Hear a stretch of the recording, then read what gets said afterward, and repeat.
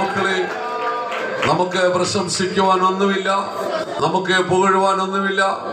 ലോകത്തിൽ എത്രയോ ജനങ്ങൾ കയറി കിടക്കുവാൻ കിടപ്പാടമില്ലാതെ കിടക്കുമ്പോൾ നമുക്ക് വിശ്രമിക്കുവാൻ ദൈവം ഒരു വിശ്രാമ ഭവനം തന്നിരിക്കുന്നു.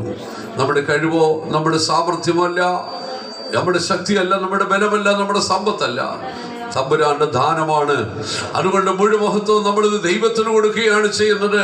അതുകൊണ്ട് ഒരിക്കൽ കൂടെ നമ്മൾ പാടിയ പാട്ട് പാടി, ദൈവമേ നിനക്ക് മഹത്വം, ദൈവത്തിന് മുഴുവൻ മഹത്വം എന്ന് ഏറ്റുപറഞ്ഞ ദൈവത്തിൽ നമ്മൾ സന്തോഷിക്കുന്നവരായി തീരണം. എല്ലാവരെയും മക്കളും ചേർന്ന് ഒരിക്കൽ കൂടെ ആ രണ്ടുപേരി പാട്ട് പാടി ദൈവശക്തിയാൽ നിറഞ്ഞ് ദൈവമഹത്വം ഇവിടെ ഇറങ്ങട്ടെ. നമുക്ക് ദൈവസ്ഥൽ വീണ്ടും ഈ ഭവനത്തെ സമർപ്പിച്ചു കൊടുത്തുകൊണ്ട് ചേർന്ന് നമുക്ക് പാടി സന്തോഷിക്കാം. ഓ മഹത്വമേ മഹത്വമേ മഹത്വം നാമത്തിന്, മഹത്വത്തിന് സ്തോത്രയാഗത്തിന്, മഹത്വത്തിന് സ്തോത്രയാഗത്തിന്, മഹത്വമേ മഹത്വം നിന്നാ. ഓ മഹത്വമേ മഹത്വമേ മഹത്വം നാമത്തിൽ, ഓ മഹത്വമേ മഹത്വമേ മഹത്വം നാമത്തിൽ, ഓ മഹത്വമേ മഹത്വമേ മഹത്വം നാമത്തിൽ.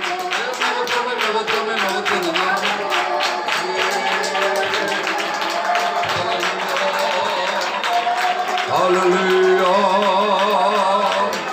Amen, Hallelujah,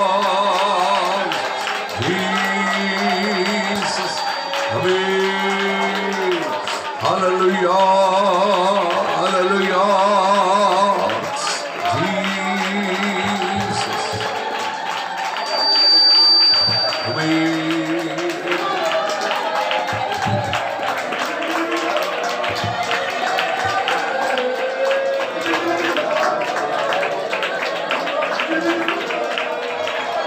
മേൽ വിരിച്ചവന്, അവന്റെ ദയ എന്നേക്കുമുള്ളത്. വലിയ വെളിച്ചങ്ങളെ ഉണ്ടാക്കിയവന്, അവന്റെ ദയ എന്നേക്കുമുള്ളത്. പകൽ വാഴുവാൻ സൂര്യനെയും, അവന്റെ ദയ എന്നേക്കുമുള്ളത്. രാത്രി വാഴുവാൻ ചന്ദ്രനെയും നക്ഷത്രങ്ങളെ ഉണ്ടാക്കിയവന്, അവന്റെ ദയ എന്നേക്കുമുള്ളത്. ഇസ്രായേലിലെ കടിഞ്ഞൂലുകളെ സംഹരിച്ചവന്, അവന്റെ ദയ എന്നേക്കുമുള്ളത്. അവരുടെ ഇടയിൽ നിന്ന് ഇസ്രായേലിനെ പുറപ്പെടുവിച്ചവന്, അവന്റെ ദയ എന്നേക്കുമുള്ളത്. ബലമുള്ള കൈകൊണ്ട് നീട്ടിയ ഭുജം കൊണ്ട് തന്നെ, അവന്റെ ദയ എന്നേക്കുമുള്ളത്. ചെങ്കടലിനെ രണ്ടായി വിഭാഗിച്ചവന്, അവന്റെ ദയ എന്നേക്കുമുള്ളത്. അതിന്റെ നടുവിൽ കൂടി ഇസ്രായേൽ കടത്തിയവന്, അവന്റെ ദയ എന്നേക്കുമുള്ളത്. ഫറവോനെയും സൈന്യത്തെയും ചെങ്കടലിൽ തള്ളിയിട്ടവന്, അവന്റെ ദയ എന്നേക്കുമുള്ളത്. തന്റെ ജനത്തെ മരുഭൂമിയിൽ കൂടി നടത്തിയവന്, അവന്റെ ദയ എന്നേക്കുമുള്ളത്. മഹാരാജാക്കന്മാരെ സംഹരിച്ചവന്, അവന്റെ ദയ എന്നേക്കുമുള്ളത്. എന്റെ പിതാവിന്റെ ഭവനത്തിൽ അനേക വാസസ്ഥലങ്ങളുണ്ട്, ഇല്ലെങ്കിൽ ഞാൻ നിങ്ങളോട് പറയുമായിരുന്നു, ഞാൻ നിങ്ങൾക്ക് സ്ഥലം ഒരുക്കുവാൻ പോകുന്നു. ഞാൻ പോയി നിങ്ങൾക്ക് സ്ഥലം ഒരുക്കിയാൽ ഞാൻ ഇരിക്കുന്ന ഇടത്ത് നിങ്ങളും ഇരിക്കേണ്ടതിന് പിന്നെയും വന്ന് നിങ്ങളെ എന്റെ അടുക്കൽ ചേർത്തുകൊള്ളും. പ്രിയ മക്കളെ, ഒരു പാർപ്പിടം സകല മനുഷ്യന്റെയും ആഗ്രഹമാണ്. മനുഷ്യന്റെ മാത്രമല്ല, സകല ജീവജന്തുക്കളും അവയ്ക്ക് ഒരു കൂടുണ്ടാക്കുന്നതായി കാണുവാൻ സാധിക്കുന്നു. സങ്കീർത്തനത്തിൽ കുരുകിൽ ഒരു വീടും മീവൽ പക്ഷി തൻ്റെ കുഞ്ഞുങ്ങൾക്ക് ഒരു കൂടും കണ്ടെത്തിയിരിക്കുന്നു എന്ന് വായിക്കുന്നു. സദൃശവാക്യത്തിൽ കുഴിമുയൽ ബലഹീന ജാതിയെങ്കിലും അത് പാറയിൽ പാർപ്പിടം ഉണ്ടാക്കുന്നു എന്ന് വായിക്കുന്നു. യോർദാന്റെ മുട്ടുകാടുകളെ കുറിച്ച് നമ്മൾ വായിക്കുമ്പോൾ അവിടെ സിംഹങ്ങൾ പാർക്കുന്നുവെന്നാണ് തിരുവെഴുത്തിൽ വായിക്കുന്നത്. അപ്പോൾ പ്രപഞ്ചത്തിൽ സകല ജീവികൾക്കും പാർക്കുവാൻ ഒരു കൂട് അഥവാ ഒരു വീട് ആവശ്യമാണ്. സൃഷ്ടിയിൽ ഏറ്റവും ഉന്നതമായിരിക്കുന്ന മനുഷ്യനും അവന് പാർക്കുവാൻ ഒരു വീട് ആവശ്യമാണ്. ദൈവം നമുക്ക് ദാനമായി ഒരു ഭവനത്തെ തന്നു. ദൈവമക്കളുടെ ഭവനങ്ങൾ അത് ദൈവത്തിൻ്റെ നിവാസങ്ങൾ അഥവാ ബഥേൽ ദൈവത്തിൻ്റെ ഭവനങ്ങളായി കാണപ്പെടുകയാണ് ചെയ്യുന്നത്. നമ്മൾ ഇനിയും നിത്യതയിലേക്ക് വരുമ്പോഴും നമ്മുടെ കർത്താവ് യേശു ക്രിസ്തുവിന്റെ സഹസ്രാബ്ദ രാജ്യത്വത്തിലേക്ക് വരുമ്പോഴും അവിടെ ഒക്കെയും നല്ല ഭവനങ്ങൾ ദൈവം നമുക്ക് വേണ്ടി ഒരുക്കി വെച്ചിരിക്കുന്നുവെന്ന് തിരുവെഴുത്തിൽ നമുക്ക് കാണുവാൻ സാധിക്കുന്നുണ്ട്. ഇസ്രായേൽ ജനം 430 സംവത്സരം ഈജിപ്തിൽ അടിമകളായി പാർത്തു.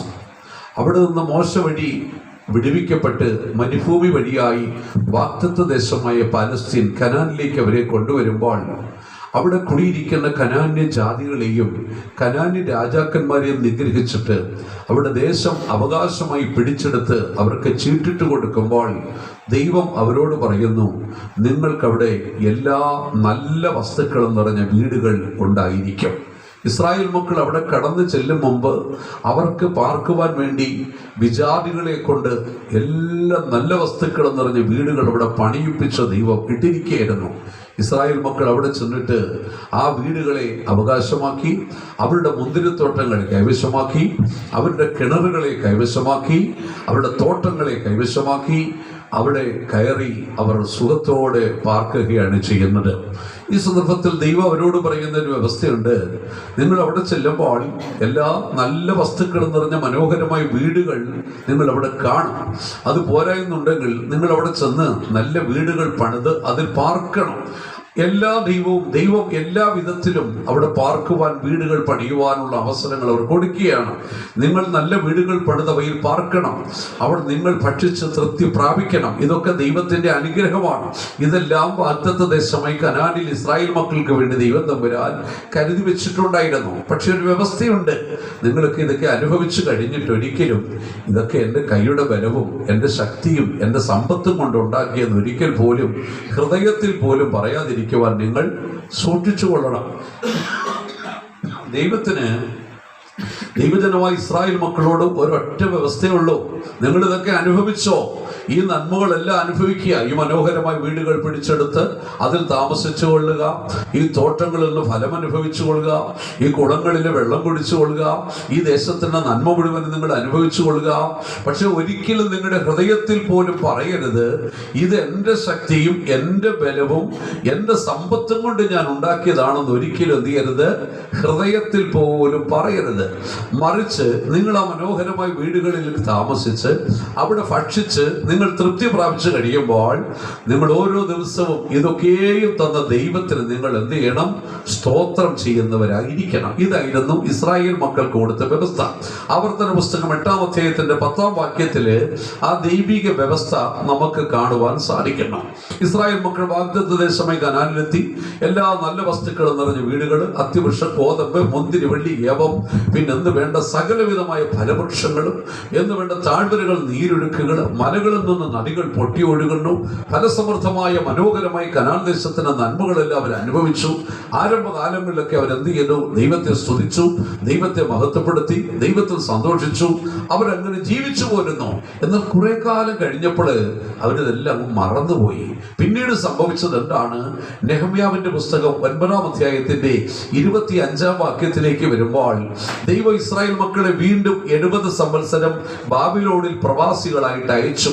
430 വർഷത്തെ ഈജിപ്തിലെ പ്രവാസം കഴിഞ്ഞ് മടക്കി വാഗ്ദത്ത ദേശമായി കനാനിൽ കൊണ്ടുവന്ന് എല്ലാ നന്മകളും അവർക്ക് കൊടുത്ത് ഇതൊക്കെ അനുഭവിച്ചു കഴിഞ്ഞിട്ട് ദൈവത്തെ സ്തുതിക്കണമെന്ന് പറഞ്ഞിട്ട് തമ്പുരാൻ പിന്നീട് ചെയ്തത് ഇവരെ വീണ്ടും 70 വർഷം ബാബിലോണിലേക്ക് പ്രവാസികളായിട്ട് അയക്കുകയാണ്, അടിമകളായിട്ട് അയക്കുകയാണ്.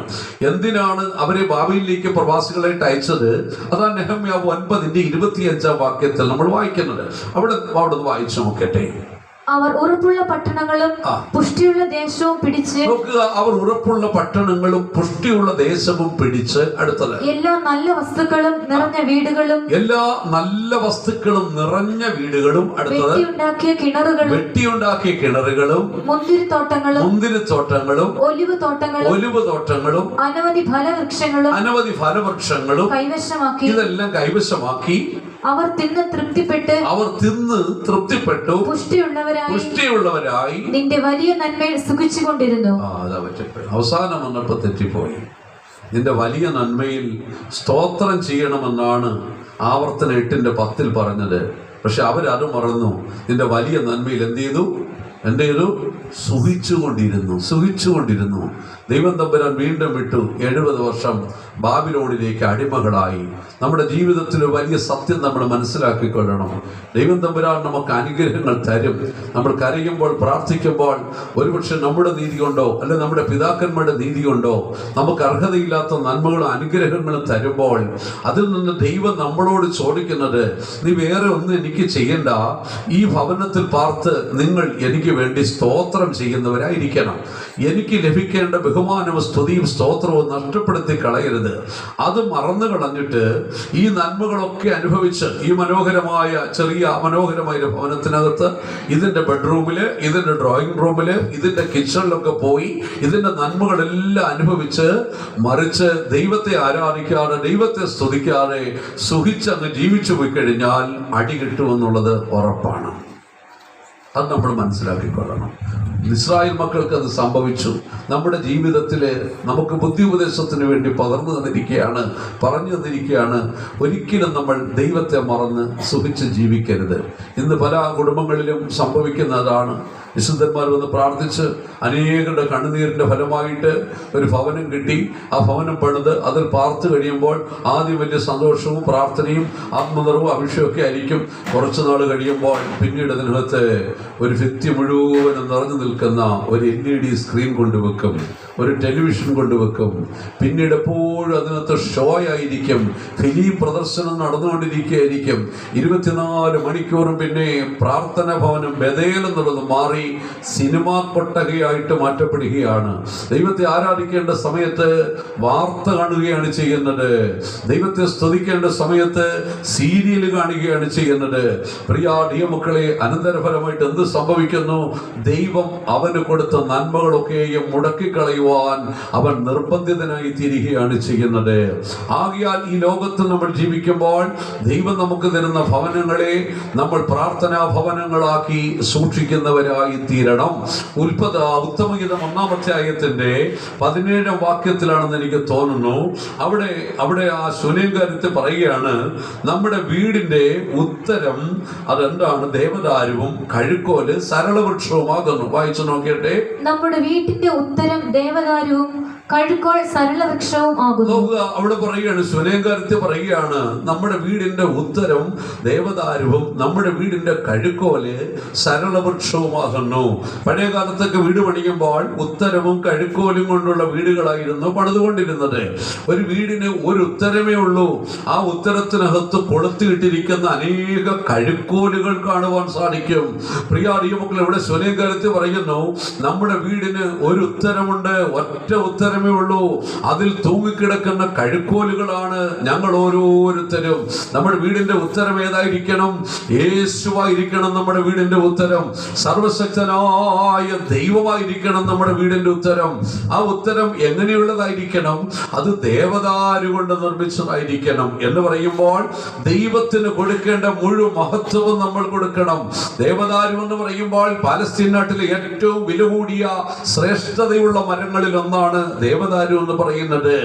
ആകയാൽ ആ ഉത്തരം ദേവദാരു കൊണ്ട് തന്നെ പണിയണമെന്ന് പറയുമ്പോൾ ദൈവത്തിന് കൊടുക്കേണ്ട സ്ഥാനം ദൈവത്തിന് തന്നെ നമ്മൾ കൊടുത്തിരിക്കണം. നമ്മുടെ ഭവനത്തിനൊരു ഉത്തരമുണ്ടായിരിക്കണം. ആ ഉത്തരത്തോട് ബന്ധിപ്പിച്ച കഴുക്കോലുകളായിരിക്കണം ഈ ഭവനത്തിൽ താമസിക്കുന്ന ഓരോരുത്തരും. കുടുംബനാഥനും കുടുംബനാഥയും കുഞ്ഞുങ്ങളും ആ കുടുംബത്തിലുള്ള ഓരോരുത്തരും ആ ഉത്തരത്തോടുള്ള ബന്ധത്തിൽ തൂങ്ങിക്കിടക്കുന്നവരായിരിക്കണം, സ്ഥാപിച്ചവരായിരിക്കണം. ഇന്ന് പല വീടുകളുടെയും മേക്കൂടമായി പോകാൻ കാരണം ഉത്തരവും കഴുക്കോലുമായിട്ടുള്ള ബന്ധം അറ്റുപോയി, അല്ലേ? ഉത്തരവും കഴുക്കോലുമായിട്ടുള്ള ബന്ധം അറ്റുപോയി കഴിഞ്ഞാൽ കെട്ടിടം നിൽക്കത്തില്ല, താഴെ പോകും. മനസ്സിലാക്കിക്കൊള്ളണം. ഒരു വീട് ഉറച്ചു നിൽക്കണമെങ്കിൽ ഉത്തരത്തോട് ചേർത്ത് കഴുക്കോല് നന്നായിട്ട് എന്ത് ചെയ്യണം? ബന്ധിപ്പിച്ചതായിരിക്കണം. ദൈവവുമായിട്ടുള്ള അഭേദ്യമായിട്ടുള്ള വേർപിരിക്കുവാൻ കഴിയാത്ത ബന്ധമുണ്ടെങ്കിൽ മാത്രമേ ആ ഭവനം നിലനിൽക്കത്തുള്ളൂ. അത് മനസ്സിലാക്കിക്കൊള്ളണം. ആകയാൽ പ്രിയപ്പെട്ട ദൈവമക്കളെ, നമ്മുടെ വീടിന്റെ ഉത്തരം നമ്മുടെ സർവശക്തനായ ദൈവമായിരിക്കട്ടെ. ആ ദൈവത്തോട് ചേർത്തിണയ്ക്കപ്പെട്ട കഴുക്കോലുകളായി നമുക്ക് ഓരോരുത്തർക്കും ജീവിക്കുന്നവരായി കാണപ്പെടുവാൻ ഇടയായി തീരണം. ഇതൊക്കെ ലൗകിക ജീവിതത്തോടുള്ള ബന്ധത്തിലാണ്. ഇനി നമ്മൾ ആത്മീകമായി പഠിക്കുമ്പോൾ ഇതൊന്നും ശാശ്വതമല്ല ദൈവമക്കളെ. ഇവിടെ ഇനി എത്ര വീട് പണിതാലും എത്ര മനോഹരമായ വലിയ വീടുകൾ കെട്ടിപ്പൊക്കിയാലും ഇതൊക്കെ നശിച്ചു പോകും, നമുക്ക് ഉറപ്പാണ്. ലോകത്തിൽ മനുഷ്യന്റെ നിർമ്മിതികളൊന്നും ശാശ്വതമല്ല. ഇതൊക്കെയും താൽക്കാലികമാണ്. ഒരു ചെറിയ ഭൂകമ്പം വന്നാൽ മതി, ഇതെല്ലാം ഇടിഞ്ഞെന്തെയും താഴെ പോകും. ഭൂമിക്കടിയിൽ ഞാനും നിങ്ങൾ ഇപ്പോൾ ഇരിക്കുന്ന വീടിന്റെ അടിയിലേക്ക് ചെന്ന് കഴിഞ്ഞാൽ ഒരു 700 മീറ്റർ പിന്നിട്ട് കഴിഞ്ഞാൽ പിന്നെ ഇതിന്റെ അടിയിൽ എന്തോ ഉള്ളതെന്ന് അറിയാമോ? ഇതിന്റെ അടിയിൽ ഇങ്ങനെ ശിലാഫലകങ്ങൾ അടുക്കി വെച്ചിരിക്കുകയാണ്. ടെക്ടോണിക് പ്ലേറ്റ് എന്നാണ് പറയുന്നത്. ഈ ശിലാഫലകങ്ങൾ ഒരു കൃത്യമായ അളവിൽ ഇങ്ങനെ അടുക്കി വെച്ചിരിക്കുക. ഈ അടുക്കി വെച്ചിരിക്കുന്ന ടെക്ടോണിക് പ്ലേറ്റ് അവിടെ വെറുതെ ഇരിക്കുകയല്ല, അതിങ്ങനെ കറങ്ങിക്കൊണ്ടേയിരിക്കുകയാണ് ചെയ്യുന്നത്. ഈ ഭൂമിക്ക് അടിയിൽ നമ്മൾ മുകളിൽ ഇരിക്കുമ്പോൾ ഒരുപാട് കാര്യങ്ങൾ സംഭവിക്കുന്നുണ്ട്. നമ്മുടെ അടിയിൽ ഏതാണ്ട് 700 മീറ്റർ കഴിഞ്ഞാൽ ടെക്ടോണിക് പ്ലേറ്റുകൾ ഇങ്ങനെ കറങ്ങിക്കൊണ്ടിരിക്കുകയാണ്. ഒന്നിനു മേൽ ഒന്നായിട്ട് ശിലകളുടെ ഫലകങ്ങൾ ഇങ്ങനെ കറങ്ങിക്കൊണ്ടിരിക്കുകയാണ്. ഈ കറങ്ങിക്കൊണ്ടിരിക്കുന്നതിനിടയിൽ എവിടെങ്കിലും ഒരു മർദ്ദവ്യത്യാസം ഉണ്ടായി കഴിഞ്ഞാൽ ഒരെണ്ണം ഞെരുങ്ങി മറ്റേതിന്റെ മേളിലോട്ട് കയറും. ജർക്ക് ചെയ്യുക എന്ന് പറയുന്നത്. ഒരെണ്ണം ജർക്ക് ചെയ്ത് മറ്റേതിന്റെ മേളിലോട്ട് കയറും. മേലോട്ട് കയറുമ്പോൾ സംഭവിക്കുന്ന മർദ്ദവ്യത്യാസത്തിനാണ് നമ്മൾ എന്ത് പറയുന്നത്? എർത്ത് കേക്ക് അഥവാ ഭൂകമ്പം എന്ന് പറയുന്നത്. മനസ്സിലായല്ലോ?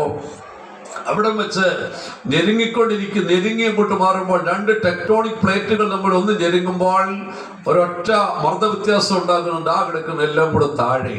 ആ മർദ്ദത്തിന്റെ തോത് നോക്കിയിട്ടാണ് പറയുന്നത്. റിക്ടർ സ്കെയിലിൽ എത്രയായിരുന്നു? 6 ആയിരുന്നു, 7 ആയിരുന്നു, 8 ആയിരുന്നു. മർദ്ദത്തിന്റെ വ്യാപ്തി അനുസരിച്ച് ഭൂകമ്പത്തിന്റെ ശക്തി വർദ്ധിക്കും, ഇടിഞ്ഞ് താഴെ കിടക്കും. നമ്മൾ ചിന്തിച്ചോണം, എത്ര വലിയ സൗരങ്ങൾ ഉണ്ടാക്കി പൊക്കിയാലും ഇതിന്റെ അടിയിൽ ഇങ്ങനെ നിരങ്ങി നീങ്ങുന്ന ടെക്ടോണിക് പ്ലേറ്റുകളുണ്ട്. ഒരു ചെറിയ മർദ്ദവ്യത്യാസം സംഭവിച്ചാൽ മതി, ഇടിഞ്ഞ് താഴെ പോകും. ഒരു സേഫ്റ്റിയും ഇല്ലതയോ മക്കളെ. അവിടെ ലോകത്തിൽ കാണുന്നതൊക്കെയും താൽക്കാലികമാണ്. നമ്മൾ എന്തെല്ലാം കെട്ടിപ്പൊക്കിയാലും ഒരു ദിവസം ഇതെല്ലാം വിട്ടുകളഞ്ഞിട്ട് നമ്മൾ പോയെങ്കിൽ മാത്രമേ സാധിക്കത്തുള്ളൂ. എന്നാൽ ശാശ്വതമായ നമ്മുടെ നിത്യഭവനമുണ്ട്. അതിനെക്കുറിച്ചുകൂടെ നമ്മൾ ചിന്തിക്കണം. അതുകൊണ്ടാണ് ഭക്തനായ വിശുദ്ധ പൗലോസ് പറയുന്നത്, കൂടാരമായി ഞങ്ങളുടെ ഭൗമഭവനം അഴിഞ്ഞുപോയാലും കൈപ്പണിയല്ലാത്ത ദൈവത്തിന്റെ ദാനമായ ഒരു കെട്ടിടം ഞങ്ങൾക്ക് സ്വർഗത്തിൽ ഉണ്ട് എന്ന് അറിയുന്നു എന്ന് പറയുകയാണ്. പ്രിയ ദൈവമക്കളെ, നമുക്ക് ഉറപ്പുണ്ടായിരിക്കണം, സ്വർഗത്തിൽ നമുക്കൊരു വീടുണ്ട് എന്നുള്ളത് ഉറപ്പാക്കിക്കൊള്ളണം. ഇവിടെ വീട് പണിതിട്ടുള്ളതായ പ്രിയപ്പെട്ട ബ്രദർ കെനി സ്വർഗത്തിൽ ഉറപ്പാക്കിക്കൊള്ളണം, എനിക്ക് അവിടെയും വീടുണ്ട്, അവിടെ വീടുണ്ടെന്നും. ഇവിടെ വീടും പണിതിട്ട് അവിടെ ചെല്ലുമ്പോൾ വീടില്ലെങ്കിലുള്ള അവസ്ഥ എന്തായിരിക്കും? അവിടുത്തെ വീടിന്റെ പണി നടക്കുന്നുണ്ടോ? സ്വർഗത്തിലെ വീടിന്റെ പണി നടക്കുന്നുണ്ടോ? അതുകൂടെ നമ്മൾ ചെയ്യണം. പണ്ട് ഒരു തിരുവല്ല അപ്പച്ചൻ പറഞ്ഞ ഒരു കഥ ഞാൻ ഓർക്കുകയാണ് ചെയ്യുന്നത്. അമേരിക്കയിൽ നിന്ന് വന്ന ഒരു മദാമ ഉണ്ടായിരുന്നു. മദാമ ഇങ്ങനെ പല കാര്യങ്ങളൊക്കെ ചെയ്ത് ട്രസ്റ്റൊക്കെ നടത്തി, സ്കൂളൊക്കെ നടത്തി, ഇങ്ങനെ പല കാര്യങ്ങളൊക്കെ ചെയ്ത് നടക്കുകയാണ്. ഈ മദാമയുടെ കൂടെ ഒരു വേലക്കാരി ഉണ്ടായിരുന്നു. മദാമയുടെ അടുക്കളക്കാരിയായ ഒരു പാവപ്പെട്ട വേലക്കാരി ഉണ്ടായിരുന്നു. ഈ വേലക്കാരിക്ക് മദാമ ഒരു ചെറിയ ശമ്പളം കൊടുക്കും. പക്ഷെ ഈ പാവപ്പെട്ട വേലക്കാരി നല്ല ധർമ്മിഷ്ഠയായ ഒരു പാവപ്പെട്ട സഹോദരിയായിരുന്നു. ഇവൾക്ക് കിട്ടുന്ന ഈ നന്മയിൽ നിന്നും അവിടുത്തെ ഈ സാധുക്കളെ സഹായിക്കും, ദൈവത്തിന്റെ വേലയ്ക്ക് കൊടുക്കാനുള്ള കൊടുക്കും, പാവപ്പെട്ടവർക്ക് ചെയ്യാനുള്ളത് ചെയ്യും. മദാമയാണെങ്കിൽ ഇങ്ങനെ വലിയ കാറിനകത്ത് കയറി ട്രസ്റ്റ് നടത്തി, സ്കൂൾ നടത്തി, കോളേജ് നടത്തി, അനാഥാലയം നടത്തി, ഇങ്ങനെ പോകുമ്പോൾ അവർക്ക് ഭക്ഷണവും വെച്ച് അവരുടെ പുറകെ നടന്ന് അവർക്ക് കിട്ടുന്ന നന്മ കൊണ്ട് എന്തെങ്കിലും നീതി പ്രവർത്തികൾ, നന്മ പ്രവർത്തികൾ ചെയ്ത് ഈ പാവപ്പെട്ടതായ ഈ വേലക്കാരിയെ ജീവിച്ചു. അങ്ങനെ ഇരിക്കെ ഒരു ദിവസം ഈ മദാമ ഒരു സ്വപ്നം കാണുകയാണ്. കാണുന്ന സ്വപ്നം, ഇവർ മരിച്ച് സ്വർഗത്തിൽ ചെല്ലുകയാണ്. സ്വർഗത്തിൽ ചെന്നപ്പോൾ ദൈവത്തിന്റെ ദൂതന്മാർ ഇങ്ങനെ അവിടെ എല്ലാം കൊണ്ടു നടന്ന് കാണിച്ചപ്പോൾ ഒരു മനോഹരമായ ഒരു വലിയ വീട് കാണിച്ചു. അലങ്കരിക്കപ്പെട്ട ഈ വീട് കണ്ടിട്ട് ഈ മദാമയ്ക്ക് ആവേശമായി. മദാമ ചോദിച്ചു, മദാമ വിചാരിച്ചത് എന്റെ വീടായിരിക്കുമോ എന്ന് ചിന്തിച്ചു. മദാമ ചോദിച്ചു, ഇത് ആരുടെ വീടാണ്? എന്റെ വീടാണോ? അപ്പൊ പറഞ്ഞു, ദൂതം പറഞ്ഞു, ഇത് നിങ്ങളുടെ വീടല്ല, ഇത് നിങ്ങളുടെ വേലക്കാരിയുടെ വീടാണെന്ന് പറഞ്ഞു. അപ്പോഴേ മദാമയ്ക്ക് ഭയങ്കര അസൂയ തോന്നി. എന്റെ വേലക്കാരിക്ക് ഇത്രയും വലിയ വീടോ? അപ്പൊ മദാമ ചിന്തിച്ചു, എന്റെ വേലക്കാരിയുടെ വീട് ഇത്രയും വലിയ വീടാണെങ്കിൽ എന്റെ വീടൊന്ന് ഭയങ്കര വീടായിരിക്കും. അപ്പോൾ അവർക്ക് അവിടെ വീട് കാണാൻ ആവേശമായി. അവർ പറഞ്ഞു, എങ്കിൽ പിന്നെ എന്റെ വീടൊന്നും കൊണ്ട് കാണിച്ചാട്ടെ. അയ്യോ, അത് കൊണ്ടുപോയി കാണിക്കാമെന്നും പറഞ്ഞു അവിടെ ചെന്നപ്പോൾ അത് പകുതി പോലും പണിയായിട്ടില്ല, ഇഷ്ടിക പോലും കെട്ടിയിട്ടില്ല. അതിങ്ങനെ മുടങ്ങിക്കിടക്കുകയാണ് പണി. അത് പൂർത്തീകരിക്കാതെ മുടങ്ങി ഇങ്ങനെ പണി മുടങ്ങി കിടക്കുന്ന വീട് കണ്ടിട്ട് മദാമയ്ക്ക് വിഷമം വന്നു. മദാമ ചോദിച്ചു, എന്താ എന്നോട് ഇങ്ങനെ ചെയ്തത്? എന്റെ വീട് ഇങ്ങനെ കിടക്കുന്നല്ലോ, എന്റെ വേലക്കാരി വേലക്കാരുടെ വീട് ഇത്രയും വലിയ വീടായല്ലോ. ദൈവത്തിന്റെ ദൂതൻ പറഞ്ഞു, അത് വേലക്കാരി അവിടെ ജീവിക്കുമ്പോഴും ഇവിടെ വീടിന്റെ പണി നടത്തുന്നുണ്ടായിരുന്നു. മാതാമ അവിടെ ജീവിച്ച അവിടുത്തെ കാര്യം മാത്രമേ നോക്കിയുള്ളൂ. ഇവിടുത്തെ വീടിന്റെ പണി മുടങ്ങിക്കിടക്കുക എന്നുള്ള കാര്യം ചിന്തിച്ചില്ല. ഭൂമിയിൽ ഒരുപാട് വലിയ കാര്യങ്ങളും നല്ല കാര്യങ്ങളൊക്കെ ചെയ്തിട്ടുണ്ട്. പക്ഷെ സ്വർഗത്തിലെ വീടിന്റെ പണി നടത്തിയിട്ടുണ്ടോ എന്നുള്ളതിനെ കുറിച്ച് ചിന്തിക്കണം. പിന്നീട് ദുഃഖിച്ചിട്ട് നിരാശപ്പെട്ടിട്ടൊന്നും കാര്യമില്ല. ലോകത്തിൽ എത്ര ഉന്നതരായാലും, എത്ര സ്ഥാനമാനങ്ങൾ കിട്ടിയാലും, എത്ര പദവികൾ കിട്ടിയാലും ഇതൊക്കെ കളഞ്ഞിട്ട് ഒരു ദിവസം ഇവിടുന്ന് നമ്മൾ പോകേണ്ടതായിട്ടുണ്ട്. മനുഷ്യർക്ക് ആർക്കും നമ്മളെ സഹായിക്കാൻ കഴിയത്തില്ല. അതിനൊക്കെയും ചില പരിധികളും പരിമിതികളും ഉണ്ട്. നമ്മൾ മനസ്സിലാക്കിക്കൊള്ളണം. മനുഷ്യന്റെ സമ്പത്തിന് പരിമിതികളുണ്ട്, മനുഷ്യന്റെ ബലത്തിന് പരിമിതികളുണ്ട്, വൈദ്യശാസ്ത്രത്തിന് പരിമിതികളുണ്ട്, സാങ്കേതിക വിദ്യക്ക് പരിമിതികളുണ്ട്. നമുക്കറിയാമല്ലോ, ഇപ്പോൾ ഉപ്പുതറയിൽ ഒരു അടക്കം നടക്കിയ ബഹുമാനപ്പെട്ട PT തോമസ് MLA അടക്കം നടക്കുകയാണ്. നമ്മൾ ചിന്തിച്ചു നോക്കണം, സമ്പത്തില്ലാഞ്ഞിട്ടാണോ, അടുത്തത് സ്വാധീനമില്ലാഞ്ഞിട്ടാണോ, എന്തുകൊണ്ടാണ് തന്റെ പ്രാണനെ സംരക്ഷിക്കുവാൻ കഴിയാതെ പോയത്, തന്റെ ജീവൻ നിലനിർത്തുവാൻ കഴിയാതെ പോയത്? പ്രിയ മക്കളെ, ഇതിനൊക്കെ ഒരു പരിമിതികളുണ്ട്. ലോകത്തിൽ കാണുന്നതിനെല്ലാം ഒരു പരിമിതികളുണ്ട്. അതുകൊണ്ടാണ് വിശുദ്ധ പൗലോസ് പറയുന്നത്, ഞങ്ങൾ കാണുന്നതിനെയല്ല കാണാത്തതിനെ അത്രേ നോക്കിക്കൊണ്ടിരിക്കുന്നു. കാണുന്നതൊക്കെയും താൽക്കാലികമാണ്, ഇതൊക്കെ അഴിഞ്ഞു പോകുന്നതാണ്, ഇതൊക്കെ ഇടിഞ്ഞു പോകുന്നതാണ്. പക്ഷെ കാണാത്തതൊന്ന്, നിത്യമായതൊന്ന് സ്വർഗത്തിൽ നമുക്ക് വേണ്ടി ഒരുക്കുന്നുണ്ട്. അതാണ് കർത്താവ് യേശു ക്രിസ്തു ലോകത്തിൽ ജീവിച്ചപ്പോൾ ശിഷ്യന്മാരോട് പറഞ്ഞത്, നിങ്ങൾക്ക് തരുവാൻ എന്റെ കയ്യിൽ ഒന്നുമില്ല. ഇന്ന് പല സുവിശേഷകന്മാരും പറയുന്നത്, ഞങ്ങളുടെ പിന്നാലെ വാ, 1.5 കോടി രൂപ അക്കൗണ്ടിൽ കൊണ്ടുതരാമെന്ന് പറയുന്നവരുണ്ട്. പിന്നെന്താ പറയുന്നത്, 4 നിലയ്ക്ക് ബിൽഡിംഗ് പണിയാൻ സഹായിക്കുന്നവരുണ്ട്, വിമാനത്തിൽ വിദേശത്തേക്ക് വിടാമെന്ന് പറയുന്നവരുണ്ട്. പിന്നെ എന്ത് വേണ്ട, എന്തെല്ലാം ഓഫറുകളാ കർത്താവിനെ പിൻഗമിച്ചാൽ. പക്ഷെ എന്റെ കർത്താവ് ഈ ഓഫർ ഒന്നും കൊടുത്തിട്ടില്ല. കർത്താവ് ഒരു ഓഫറും കൊടുത്തില്ല. കർത്താവ് പറഞ്ഞു, നിങ്ങൾ എന്റെ പിന്നാലെ വന്നു കഴിഞ്ഞാൽ നിങ്ങൾ കലങ്ങി പോകരുത്. കലങ്ങേണ്ട സമയങ്ങളുണ്ടാകും. കലങ്ങരുത്, ദുഃഖിക്കരുത്, ഭാരപ്പെടരുത്. ഞാൻ എന്റെ പിതാവിന്റെ ഭവനത്തിൽ എന്തുണ്ട്? സ്വർഗത്തിൽ എന്റെ പിതാവിന്റെ ഭവനത്തിൽ അനേക വാസസ്ഥലങ്ങളുണ്ട്. ഇവിടെ 2 നിലയ്ക്ക് വീട് വാങ്ങിച്ചു തരാമെന്നോ, ഇവിടെ അക്കൗണ്ടിൽ പണം ഇട്ട് തരാമെന്നോ, ഇവിടെ നിങ്ങൾക്ക് ജോലി വാങ്ങിച്ചു തരാമെന്നോ പറയുവാൻ എന്നെ കൊണ്ട് സാധിക്കത്തില്ല. യേശു പറഞ്ഞു, എന്റെ രാജ്യം ഐഹികമല്ല.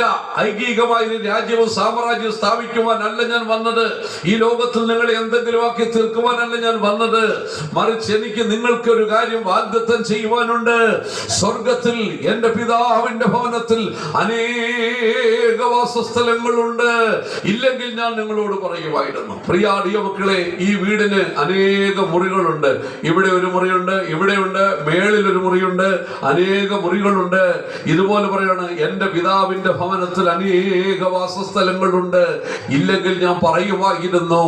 ലോകപ്രകാരമുള്ള ഒരു വാഗ്ദത്തവും സമ്പത്തും ഞാൻ നിങ്ങൾക്ക് വാഗ്ദത്തം ചെയ്യുന്നില്ല.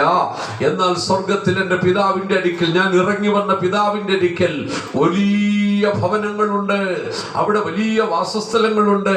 പക്ഷേ ഞാൻ നിങ്ങൾക്ക് വേണ്ടി അതിനേക്കാൾ ശ്രേഷ്ഠമായ ഒരു വാസസ്ഥലം ഒരുക്കുവാൻ കടന്നു പോവുകയാണ്. ഞാൻ പോയി നിങ്ങൾക്ക് വേണ്ടി അതിശ്രേഷ്ഠമായ ആ വീടിന്റെ പണി പൂർത്തീകരിച്ചാൽ ഞാൻ വരും, നിങ്ങളെ എന്റെ അടുക്കൽ ചേർത്ത് കൊണ്ടുപോകും. ഇതാണ് യേശു ക്രിസ്തു നമുക്ക് എന്ന വാഗ്ദത്തം. ആകയാൽ പ്രിയപ്പെട്ട സഹോദരീ സഹോദരന്മാരെ, സ്വർഗത്തിൽ പിതാവിന്റെ രാജ്യത്തിൽ അനേക സ്വർഗീയ നിവാസങ്ങളുണ്ട്. യേശു വാഗ്ദത്തം ചെയ്തിരിക്കുന്നു. അതിൽ ഏറ്റവും ശ്രേഷ്ഠമായ, അതിനേക്കാൾ ശ്രേഷ്ഠമായ ഒരു സ്വർഗീയ പാർപ്പിടം നിങ്ങൾക്ക് ഒരുക്കുവാൻ വേണ്ടിയാണ് ഞാൻ കടന്നു പോകുന്നത്. ആ സ്വർഗീയ ഭവനത്തിന്റെ പണി പൂർത്തീകരിച്ചു കഴിഞ്ഞാൽ ഞാൻ വന്ന് നിങ്ങളെ ആ വീട്ടിൽ കൊണ്ടുപോയി പാർപ്പിക്കും. എന്നെ കേൾക്കുന്ന സഹോദരി സഹോദരന്മാരെ, ഈ ചെറിയ വീട്ടിൽ നമ്മൾ പാർക്കുന്നു. ഇതിൽ ഇത്രയും സന്തോഷമുള്ളവരായിരിക്കുന്നുവെങ്കിൽ സ്വർഗത്തിൽ പിതാവിന്റെ മഹത്വത്തിൽ നമുക്ക് വേണ്ടി ഒരുക്കുന്ന സ്വർഗീയ ഭവനത്തിൽ പോയി പാർക്കുക എന്ന് പറയുന്നത് എത്രയോ ശ്രേഷ്ഠകരമായ അവസ്ഥയാണെന്ന് നമ്മൾ ചിന്തിച്ചു നോക്കണം. അവിടെ നമുക്ക് എത്തിച്ചേരണം. അതിനുവേണ്ടി നമ്മൾ ആഗ്രഹിക്കുന്നവരായി തീരണം. ഇവിടെ സമ്പന്നരോ, ഇവിടെ ധനികരോ, ഇവിടെ സമ്പത്തുണ്ടാക്കുവാൻ ഓടുന്നവരാവരുത്. അതൊക്കെ ദൈവം നമ്പുരാൻ നമുക്ക് തന്നോളും. മുൻപേ അവന്റെ രാജ്യവും അവന്റെ നീതിയും അന്വേഷിച്ചാട്ട് സ്വർഗത്തിൽ നിങ്ങളുടെ ഭവനം ഉറപ്പാക്കിയിട്ടുണ്ടോ? പിതാവിന്റെ ഭവനത്തിൽ നമുക്ക് വേണ്ടി ഒരുക്കുന്ന വാസസ്ഥലത്തിൽ നമുക്കൊരു അവകാശം കിട്ടുമെന്ന് ഉറപ്പുണ്ടോ? അത് ഉറപ്പാക്കിക്കൊള്ളണം. അതാണ് ഈ സന്ദർഭത്തിൽ എനിക്ക് നിങ്ങളോട് ബുദ്ധി ഉപദേശിക്കാനുള്ളത്. ഈ ലോകത്തിൽ കാണുന്നതൊക്കെ നശിച്ചു പോകും. ഈ ലോകത്തിന്റെ സുഖങ്ങൾ നശിച്ചു പോകും, സന്തോഷങ്ങൾ നശിച്ചു പോകും. ഈ ലോകത്തിലെ മനുഷ്യന്റെ ജീവിതവും നശിച്ചു നശിച്ചോകും, ഇതിലൊന്നും നമ്മൾ ആശ വയ്ക്കേണ്ട. മറിച്ച് നമുക്ക് നിത്യതയെ കുറിച്ച് ശ്രദ്ധിക്കാം. അതിനെന്താണ് നമ്മൾ ചെയ്യേണ്ടിയിരിക്കുന്നത്? നമ്മൾ ചെയ്യേണ്ടത് എത്രമാത്രം നമ്മുടെ കണ്ണ് സ്വർഗത്തിലേക്ക് ഉയർത്തണം. നമ്മുടെ ജീവിതത്തിന്റെ അവസ്ഥ നമ്മൾ ചിന്തിച്ചു നോക്കണം. ഈ അവസ്ഥയിൽ ഞാൻ ജീവിച്ചാൽ സ്വർഗത്തിൽ എത്തിച്ചേരുവാൻ സാധിക്കുമോ? ഈ അവസ്ഥയിൽ ജീവിച്ചാൽ എനിക്ക് സ്വർഗീയ ഭവനത്തിൽ എത്തിച്ചേരുവാൻ സാധിക്കുമോ? സ്വർഗത്തിലേക്ക് ചെല്ലുമ്പോൾ വാതിൽക്കൽ ഒരു ബോർഡ് എഴുതി വെച്ചിട്ടുണ്ട്. ഒരു ദൈവദാസൻ ഒരിക്കൽ ആത്മാവിൽ എന്നോട് പറഞ്ഞൊരു വിഷയമാണ്. സ്വർഗത്തിൽ ചെല്ലുമ്പോൾ സ്വർഗരാജ്യത്തിന്റെ വാതിൽക്കൽ ഒരു ബോർഡ് എഴുതി വെച്ചിട്ടുണ്ട്. സോദോം ഗൊമോറയിലേക്ക് ലോത്ത് എന്നപ്പോൾ ആ പട്ടണവാതിൽക്കൽ ഒരു ബോർഡ് എഴുതി വെച്ചിട്ടുണ്ടായിരുന്നിരിക്കണം. സ്വാഗതം ദുഷ്ടന്മാരുടെയും പാപികളുടെയും പർദീസ സോദോം ഗൊമോറ.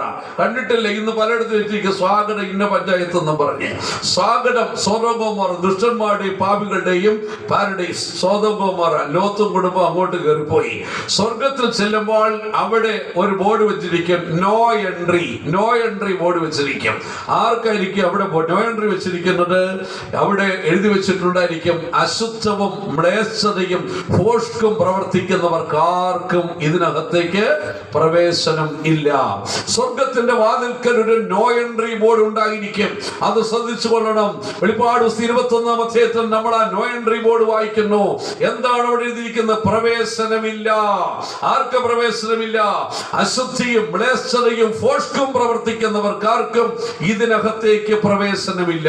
പ്രിയ മക്കളെ, സ്വർഗരാജ്യത്തിന്റെ വാതിൽക്ക് ചെന്നിട്ട് നോ എൻട്രി കണ്ടിട്ട്, പ്രവേശനമില്ല എന്നുള്ള വാതിൽ ബോർഡ് കണ്ടിട്ട് ദുഃഖിതനായി തിരിഞ്ഞ് നരകത്തിലേക്ക് പോകേണ്ട അവസ്ഥ എത്ര ഭയാനകമായിരിക്കും.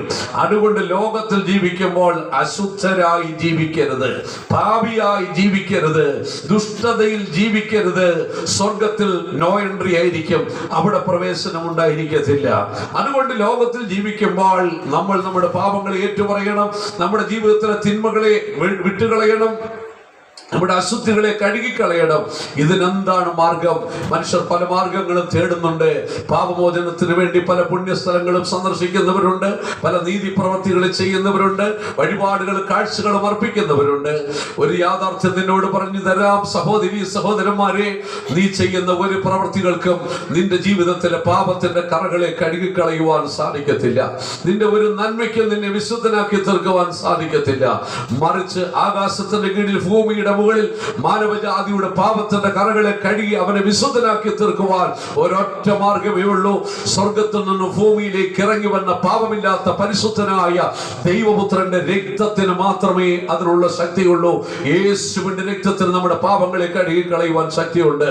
അതുകൊണ്ട് തിരുവെഴുത്ത് വിളിച്ചു പറയുന്നു, അവന്റെ പുത്രനായ യേശുവിന്റെ രക്തം സകല പാപവും പോക്കി നമ്മെ ശുദ്ധീകരിക്കുന്നു. ഏത് പാപമായിക്കൊള്ളട്ടെ, ഏത് പാപത്തെയും പോക്കി ശുദ്ധീകരിക്കുവാൻ യേശുവിന്റെ രക്തത്തിന് സാധിക്കും. അതാണ് കർത്താവിന്റെ രക്തത്തിന്റെ വില. ഇന്ന് ഇവിടെ കടന്നു വന്നിരിക്കുന്നവർ സാധാരണക്കാരായ ദൈവമക്കളല്ല. പ്രിയ ദൈവമക്കളെ, കർത്താവ് യേശുവിന്റെ രക്തത്താൽ വീണ്ടെടുക്കപ്പെട്ട ദൈവമക്കളാണ് ഇവിടെ കടന്നു വന്നിരിക്കുന്നത്. ചില വർഷങ്ങൾക്ക് അപ്പുറത്ത് ഷിക്കാഗോയിൽ നടന്ന സർവമത സമ്മേളനത്തെ കുറിച്ച് ഞാൻ ഒരു സംഭവം വായിച്ചിട്ടുണ്ട്. ആ സർവമത സമ്മേളനത്തിൽ ഇന്ത്യയിൽ നിന്നും ഭാരതത്തിലെ ഹൈന്ദവ സനാതന ധർമ്മങ്ങൾ പറഞ്ഞ് അവിടെ സ്വാമി വിവേകാനന്ദൻ കടന്നുപോയി. സ്വാമി വിവേകാനന്ദന്റെ പ്രസംഗം അവിടെ വന്നിരിക്കുന്ന എല്ലാവർക്കും വളരെ ആസ്വാദ്യകരമായിരുന്നു, ഒരു പുതിയ അനുഭവമായിരുന്നു. അദ്ദേഹത്തിന്റെ പ്രസംഗത്തിലും വാഗ്ധോരണിയിലും എല്ലാവരും ലയിച്ചു ചേർന്നിരുന്നു. അതിനുശേഷം ക്രിസ്ത്യാനിത്വത്തെ സ്ഥാപിക്കുവാൻ വേണ്ടി മുന്നോട്ട് വരാൻ പറഞ്ഞപ്പോൾ നിശ്ചയിച്ചിരുന്ന പണ്ഡിതൻ പറഞ്ഞു, എന്നെ കൊണ്ട് സാധിക്കത്തില്ല. പുള്ളി മാറി. ഒരു പ്രായമുള്ള മനുഷ്യൻ വന്നിട്ട് പറഞ്ഞു, എനിക്കൊരു അവസരം തരാമെന്നുണ്ടെങ്കിൽ ഞാൻ യേശുവിന് വേണ്ടി പ്രസംഗിക്കാം. താൻ യേശുവിന് വേണ്ടി പ്രസംഗിക്കുവാൻ വന്നിട്ട് പറഞ്ഞു, എനിക്ക് വലിയ വേദശാസ്ത്രമൊന്നും അറിയത്തില്ല, എനിക്ക് വലിയ കാര്യങ്ങളൊന്നും പറയുവാൻ അറിയത്തില്ല. മറിച്ച് ഞാൻ വില്യം ഷേക്സ്പിയറിന്റെ ഒരു കഥയുണ്ട്, ആ കഥ ഞാനൊന്ന് പറയാൻ ഉദ്ദേശിക്കണം. മാക്ബത്ത് എന്നാണ് ആ കഥ. ആ കഥയ്ക്കകത്ത് ധർമ്മിഷ്ഠനായ ഡങ്കൻ രാജാവിനെ ആ ദുഷ്ടയായ സ്ത്രീയുടെ വാക്കുകൾ കേട്ടിട്ട് അദ്ദേഹത്തിന്റെ കോടോർ പ്രഭു കൊല്ലുന്നുണ്ട്. കൊന്നു കഴിയുമ്പോൾ ഇവൾ ദുർമന്ത്രവാദിയുടെ വാക്ക് കേട്ടിട്ടാണ് ആ കോടോർ പ്രഭു അവന്റെ ദുർമന്ത്രവാദിയ ഭാര്യയുടെ വാക്ക് കേട്ടിട്ടാണ് നീതിമാനായ ഡെങ്കൻ രാജാവിനെ കൊല്ലുന്നത്. കൊന്നു കഴിയുമ്പോൾ ഈ കോടോർ പ്രഭുവിന്റെ സമാധാനം നഷ്ടപ്പെട്ടു പോവുകയാണ്. അയ്യോ, നീതിമാനായ എന്റെ രാജാവിനെ കൊന്നുകളഞ്ഞല്ലോ. അവനൊരു ഭ്രാന്തനെ പോലെ അലഞ്ഞിട്ട് പറയുന്നു, മഹാസമുദ്രത്തിലെ മുഴുവൻ വെള്ളം കൊണ്ട് കഴുകിയാലും എന്റെ പാപത്തിന്റെ കറകൾ എന്റെ കയ്യിൽ നിന്ന് പോകത്തില്ല. അറബി നാട്ടിലെ സുഗന്ധലേപനങ്ങൾ മൊത്തവും എന്റെ ശരീരത്തിൽ പൂശിയാലും ആ പാപത്തിന്റെ കറ എന്നിൽ നിന്ന് പോകത്തില്ല.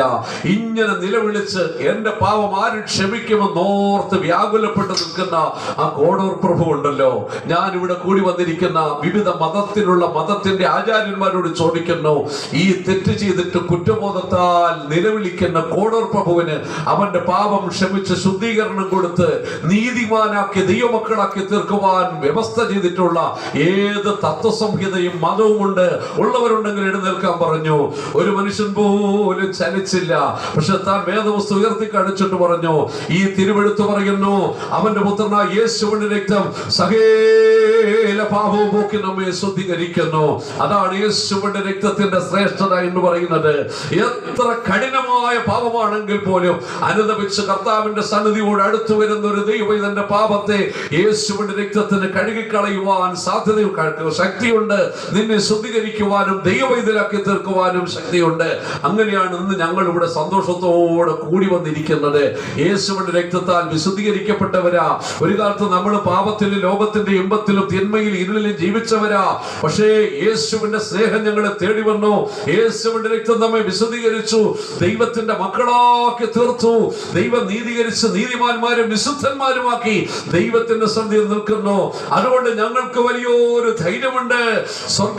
സ്വർഗവാതിൽ തുറക്കുമ്പോൾ പുതിയ യെരൂശലേമിന്റെ വാതിൽക്കൽ ഒരു ബോർഡ് കാണും, കടന്നു വരുവീൻ, കുഞ്ഞാടിന്റെ ജീവപുസ്തകത്തിൽ പേരെഴുതിയിരിക്കുന്നവരൊക്കെയും കടന്നു വരുവീൻ. ആ ശബ്ദം കേൾക്കുമ്പോൾ ആ സ്വർഗരാജ്യത്തിലേക്ക് പ്രവേശിക്കുവാൻ സാധിക്കും. ആകയാൽ ഈ കാണുന്ന ഭവനങ്ങൾക്ക് വേണ്ടി നമ്മൾ ഓടരുത്. സ്വർഗത്തിലെ ഭവനത്തിൽ വാസമുറപ്പാക്കിയിട്ടുണ്ടോ? യാതൊരു അശുദ്ധനും മ്ലേച്ഛതയും ഭോഷ്കും പ്രവർത്തിക്കുന്നവർക്ക് അവിടെ പ്രവേശനമില്ല. ആകയാൽ നമ്മുടെ പാപങ്ങളെ ഏറ്റുപറഞ്ഞ് യേശുവിന്റെ രക്തത്താലുള്ള കഴുകൽ പ്രാപിക്കാം. യേശുവേ, നീ ഭൂമിയിൽ ഒഴുക്കിയ പാപമില്ലാത്ത പരിശുദ്ധമായ നിന്റെ പുണ്യാക രക്തത്തിന് എന്റെ പാപത്തിന്റെ കറകളെ കഴുകിക്കളയുവാൻ ശക്തിയുണ്ടെന്ന് കൈപ്പോടെ നിന്റെ പാപങ്ങൾ ഏറ്റുപറഞ്ഞ് യേശുവിന്റെ രക്തത്താൽ ശുദ്ധീകരണം പ്രാപിച്ചിട്ട് ഇനിമേലാൽ ഞാൻ യേശുവിന് വേണ്ടി മാത്രം ജീവിക്കും എന്നുള്ള തീരുമാനം നീ നിന്റെ ജീവിതത്തിൽ എടുത്തിട്ട് അതിന്റെ പരസ്യമായി ലോകത്തോട് വിളിച്ചു പറയുവാൻ യേശു ജലത്തിൽ അവനെ സാക്ഷീകരിച്ചതുപോലെ വിശ്വസിച്ച് ജലസ്നാനം സ്വീകരിക്കുകയും അത് ദൈവത്തിന്റെ കൽപ്പനയാകുന്നു. ദൈവത്തിന്റെ വാഗ്ദത്തത്തിന്റെ പരിശുദ്ധാത്മാവിനെ പ്രാപിക്കുകയും അത് സ്വർഗരാജ്യത്തിലേക്ക് നിങ്ങളെ കൊണ്ടുപോകാനുള്ള ദൈവത്തിന്റെ മുദ്രയാകുന്നു. അല്പനേരം മുമ്പ് നമ്മളെല്ലാവരും ആത്മാവിൽ സന്തോഷിക്കുകയുണ്ടായി. ദൈവത്തിന്റെ പരിശുദ്ധാത്മാവെന്ന ദാനം നമ്മുടെ ശരീരത്തിൽ നമ്മൾ അനുഭവിച്ചു. അന്യഭാഷകൾ നമ്മൾ ദൈവത്തോട് സംസാരിച്ചു. അത് ദൈവവും നാമുമായിട്ടുള്ള എഗ്രിമെന്റ് ആണ്. എന്താണ് ആ എഗ്രിമെന്റിൽ ദൈവം നമ്മളോട് പറഞ്ഞിരിക്കുന്നത്? എന്റെ പിതാവിന്റെ ഭവനത്തിലേക്ക് നിങ്ങൾക്ക് പ്രവേശനമുണ്ട്. അതിന്റെ എൻട്രി സർട്ടിഫിക്കറ്റ് ആകുന്നു ഈ പരിശുദ്ധാത്മ ദാനം എന്ന് പറഞ്ഞിരിക്കുന്നത്. ആകയാൽ ഇന്ന് ഈ ശുശ്രൂഷയിൽ സംബന്ധിക്കുന്ന പ്രിയപ്പെട്ട സഹോദരി സഹോദരന്മാരെ, നിങ്ങൾ ഏത് നിലവാരത്തിലുള്ള വ്യക്തി ആയിക്കൊള്ളട്ടെ, ഒരു നിമിഷം നിങ്ങളോട് ചോദിക്കട്ടെ, ഈ ലോകത്തിലുള്ളതെല്ലാം താൽക്കാലികം. മരണത്തിനപ്പുറം നിത്യമായി സ്വർഗത്തിൽ നമുക്കൊരുക്കുന്ന ദൈവത്തിന്റെ ഭവനത്തിൽ, പിതാവിന്റെ ഭവനത്തിൽ നമുക്ക് പ്രവേശനം ഉണ്ടായിരിക്കുമോ? പുതിയ യെരൂശലേം എന്ന സ്വർഗീയ ഭവനത്തിൽ നമുക്ക് അവനോടുകൂടെ വസിക്കുവാൻ സാധിക്കുമോ? അതിന് നിങ്ങളുടെ ജീവിതത്തെ ഒരുക്കപ്പെട്ടിട്ടില്ലെങ്കിൽ ഒരു നിമിഷം നിങ്ങളുടെ ജീവിതത്തെ സമർപ്പിച്ച് പാപങ്ങളെ ഏറ്റുപറഞ്ഞുപേക്ഷിച്ച് യേശുവിന്റെ രക്തത്താലുള്ള കഴുകലും വിശുദ്ധീകരണവും പ്രാപിച്ച് മാനസാന്തരപ്പെട്ട് ദൈവമക്കളായി ജീവിക്കുവാൻ നിങ്ങളുടെ ഹൃദയങ്ങളെ സമർപ്പിക്കുകയും ദൈവകൽപ്പന അനുസരിക്കുവാൻ തീരുമാനിക്കുകയും ആത്മനൽവരത്തെ പ്രാപിച്ച് വിശുദ്ധിയോട് വേർപാടോട് ജീവിക്കുവാൻ തീരുമാനിക്കുകയും കാലം ഇതാ ഒരു അന്ത്യഘട്ടത്തിലേക്ക് വന്നിരിക്കുന്നു. കർത്താവിന്റെ വരവെടുത്തുപോയി. ലോകത്തിന്റെ സംഭവങ്ങളെല്ലാം യേശുവിന്റെ വരവെടുത്തുപോയി എന്ന് വിളിച്ചറിയിക്കുന്നു. ഇന്ന് യാദൃശ്ചികമായ സംഭവങ്ങളല്ല ലോകത്തിൽ നടക്കുന്നത്. ഇതൊക്കെ 2000 വർഷങ്ങൾക്ക് അപ്പുറത്ത് അരുമനാഥൻ ഒരു മലയിരുന്നപ്പോൾ തന്റെ ശിഷ്യന്മാരോട് പറഞ്ഞ സംഭവങ്ങളുടെ നിവർത്തി മാത്രമാണ്. ഇതൊക്കെ കാണുമ്പോൾ നമുക്കൊരു യാഥാർത്ഥ്യം മനസ്സിലാക്കാം. യേശു വരാറായി, തന്റെ വിശുദ്ധന്മാരെ ചേർത്ത് കൊണ്ടുപോകാറായി, സ്വർഗീയ നിവാസത്തിന്റെ പണി പൂർത്തീകരിക്കപ്പെടാറായി. നമുക്കവിടെ ചെന്ന് ചേരുവാൻ ഇടയായിത്തീരട്ടെ. നമുക്ക് നമ്മുടെ കണ്ണുകളെ അടയ്ക്കാം, മുഴങ്കാലുകളെ മടക്കാം. ഒരു നിമിഷം നമ്മുടെ ജീവിതത്തെ നമുക്ക് സമർപ്പിച്ചു കൊടുക്കാം. ഈ ഭവനത്തിന്റെ പ്രതിഷ്ഠാ ശുശ്രൂഷയിൽ സമർപ്പിക്കുന്ന പ്രിയപ്പെട്ട ദൈവമക്കളെ, ഈ ഭവനത്തിന്റെ ഉള്ളിൽ പ്രവേശിക്കുവാൻ നമുക്ക് കഴിഞ്ഞതുപോലെ സ്വർഗീയ ഭവനത്തിന്റെ ഉള്ളിൽ പ്രവേശിക്കുവാൻ നമ്മൾ പ്രാപ്തരായി തീർന്നിട്ടുണ്ടോ? നമുക്കതിനുള്ള യോഗ്യത താല്പര്യമുണ്ടോ? മരണത്തിനപ്പുറം യേശുവിനോടുകൂടെ നിത്യതയിൽ വാസം ചെയ്യുവാൻ, ആ സ്വർഗീയ ഭവനത്തിൽ അംഗമായി തീരുവാൻ നമുക്ക് കഴിയുമോ? ഇല്ലെങ്കിൽ നമ്മുടെ ജീവിതത്തെ നമുക്ക് സമർപ്പിക്കാം, പാപങ്ങളെ ഏറ്റുപറയാം, ദൈവമക്കളായി തീരാം. യേശുവിന്റെ രക്തത്താൽ കടികൾ പ്രാപിച്ച് വിശുദ്ധീകരിക്കപ്പെട്ട് വിശുദ്ധന്മാരും നീതിമാന്മാരുമായി ഈ ലോകത്തിന്റെ മോഹത്താലുള്ള മാലിന്യങ്ങൾ ഏൽക്കാതെ, കറകൾ ഏൽക്കാതെ വിശുദ്ധിയോട് വേർപാട് ജീവിക്കാം. നമ്മുടെ കർത്താവ് യേശു ക്രിസ്തു വരാറായി. നമ്മുടെ ജീവിതത്തെ സമർപ്പിച്ചു കൊടുക്കാം. ഹല്ലേലൂയ, സ്തോത്രം, സ്തോത്രം, സ്തോത്രം, സ്തോത്രം. ആത്മമണാള് തൻ വിശുദ്ധന്മാർക്കായി വേഗം വന്നിടുമേ, കാത്തിരിക്കുക നാം. ആത്മമണാള് തൻ വിശുദ്ധന്മാർക്കായി വേഗം വന്നിടുമേ, കാത്തിരിക്കുക. ലോക സംഭവങ്ങളെ നാം ഒഴിഞ്ഞു പോകുവാൻ, തന്മുൻപിൽ നിൽക്കുവാൻ, പ്രാപ്തരാകുവാൻ. ലോക സംഭവങ്ങളെ നാം ഒഴിഞ്ഞു പോകുവാൻ, തന്മുൻപിൽ നിൽക്കുവാൻ, പ്രാപ്തരാകുവാൻ. ഓ ഏതു നേരത്തോ അനുജാഗ്രതയായി ഉണർന്നു പ്രാർത്ഥിച്ചു തൻ വരവിൽ ഒരുങ്ങിയ. ഓ ഏതു നേരത്തോ അനുജാഗ്രതയായി ഉണർന്നു പ്രാർത്ഥിച്ചു തൻ വരവിൽ ഒരുങ്ങിയ. ആമേൻ. ആത്മമണാള് തൻ വിശുദ്ധന്മാർക്കായി വേഗം വന്നിടുമേ, കാത്തിരിക്കുക. ആമേൻ. ആത്മമണാള് തൻ വിശുദ്ധന്മാർക്കായി വേഗം വന്നിടുമേ, കാത്തിരിക്കുക. വിശുദ്ധന്മാർഗണോ എടുക്കപ്പെട്ടിടുമോ, കൈവിടപ്പെടുമോ, സംഭവിച്ചിടുമേ. വിശുദ്ധന്മാർഗണോ എടുക്കപ്പെട്ടിടുമോ, കൈവിടപ്പെടുമോ, സംഭവിച്ചിടുമേ. വിശുദ്ധ ജീവിതോ ജീവിതോ വിശുദ്ധരാജനോ എന്ന് വാഴുമേ. വിശുദ്ധ ജീവിതോ ജീവിതോ വിശുദ്ധരാജനോ എന്ന് വാഴുമേ. വിശുദ്ധമാർഗനോ എടുക്കപ്പെട്ടിടുമോ, കൈവിടപ്പെടുമോ, സംഭവിച്ചിടുമോ. വിശുദ്ധമാർഗനോ എടുക്കപ്പെട്ടിടുമോ, കൈവിടപ്പെടുമോ, സംഭവിച്ചിടുമോ. വിശുദ്ധ ജീവിതോ ജീവിതോ വിശുദ്ധരാജനോ വിശുദ്ധ ജീവിതോ ജീവിതോ വിശുദ്ധരാജനോ